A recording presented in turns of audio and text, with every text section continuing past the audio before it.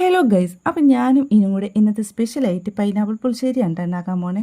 എനിക്ക് ഈ സദ്യയിലുള്ള പൈനാപ്പിൾ കറി ഭയങ്കര ഇഷ്ടമാട്ടാ. എപ്പോഴും വിചാരിക്കും ഇതൊന്ന് വീട്ടിലുണ്ടാക്കി നോക്കിയാലോ എന്ന്.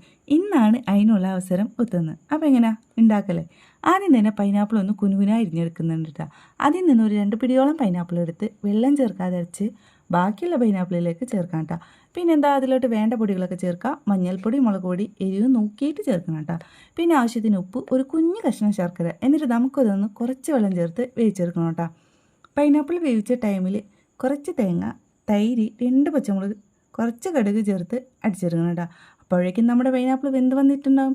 എന്നിട്ടെന്താ അതിലോട്ട് ഒഴിച്ചു കൊടുക്കാം. അങ്ങനെ പകുതി പണി കഴിഞ്ഞിട്ട് ഇനി എന്താണെന്ന് വെച്ചാൽ ഒന്ന് താളിച്ചെടുക്കണം. അതിനായിട്ട് ചീഞ്ചട്ടി എടുക്കുക, വെളിച്ചെണ്ണ ഒഴിക്കുക, കടുകിടുക, വേപ്പിലിടുക, താളിക്കുക, അങ്ങ് ഒഴിക്കുക. സംഗതി സിമ്പിൾ.